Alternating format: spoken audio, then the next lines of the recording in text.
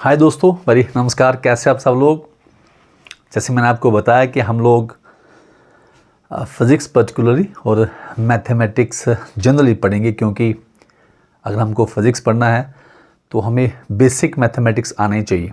अगर हमको एक्सेल करना है फिज़िक्स में तो हमारे पास जो 6 से लेकर 12 तक का मैथमेटिक्स है वो हमारी टिप्स पे होना चाहिए। अगर मैं मैथमेटिक्स में एक्सेल नहीं करूँगा तो जो हमारे चांसेस होते हैं जी मेंस को या एडवांस को क्रैक करने के वो घटना स्टार्ट हो जाते हैं। अगर आप चाहते हो कि आप अपना बेस्ट दें इन फिज़िक्स आपके कमिंग जो जी मेन एग्ज़ाम है जो एडवांस है, तो आपको मैथमेटिक्स पढ़ना है।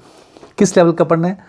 वो सिंपल सी फ्रेज़ होती है कि अगर आप चलना जानते हो तो दौड़ भी सकोगे, अगर दौड़ना जानते हो तो किसी रेस में कंपटीशन में जीत भी सकते हो। ऐसे मैथमेटिक्स होता है। अगर आपको मैथमेटिक्स आता है तो आपको फिज़िक्स आएगा। अगर आपको मैथमेटिक्स एक्सीलेंट है तो फिज़िक्स ऑटोमेटिकली एक्सीलेंट हो जाएगी।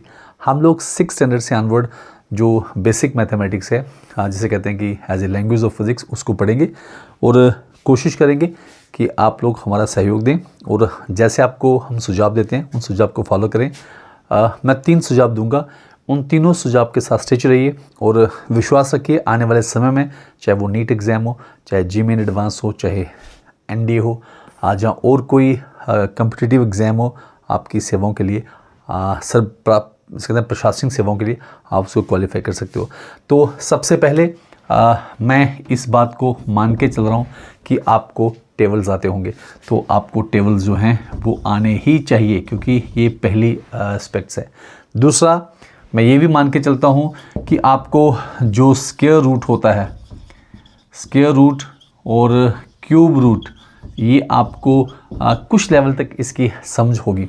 और तीसरा, जो बेसिक मैथमेटिकल ऑपरेशंस हैं, बेसिक मैथमेटिकल ऑपरेशंस है ना, ये बेसिक मैथमेटिकल ऑपरेशन जो हैं, मैथमेटिकल ऑपरेशन जो हैं, और ये कौन से ऑपरेशंस हैं? ये एडिशन हो गया, सब्ट्रैक्शन हो गया, डिवीज़न हो गया और मल्टीप्लिकेशन हो गया।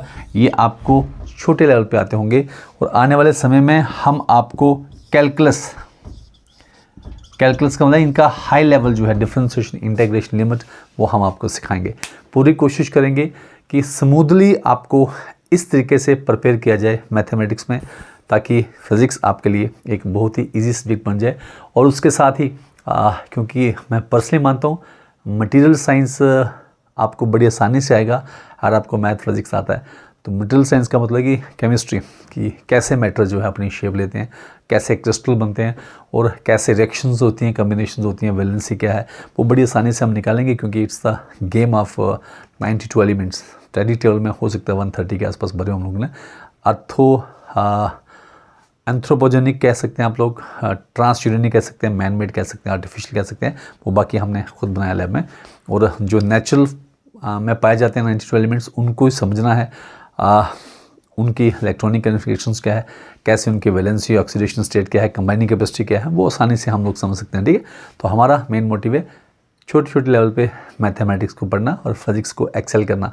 हम लोग आज से अनबढ़ हम लोग पढ़ने जा रहे हैं कि जो 6 स्टैंडर्ड से, क्योंकि मैं ये मान के चल रहा हूँ कि आपको बेसिक लेवल का मैथ आता है। बेसिक मीन कि आपको कैलकुलेशंस आती हैं, जैसे मैंने बेसिक ऑपरेशंस बताया, आपको टेबल्स आते हैं 20 तक। और उसके बाद जो स्क्वायर रूट हैं, क्यूब रूट हैं। एग्जाम्पल के तौर पे कोई पूछे आपको कि 1 का स्क्वायर किसका होता है तो 1 होता है, और 1 का क्यूब किसका होता है 1 होता है।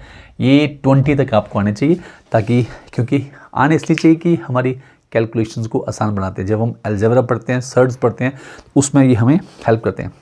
पूरी कोशिश करेंगे आपको आपका सहयोग देने के लिए।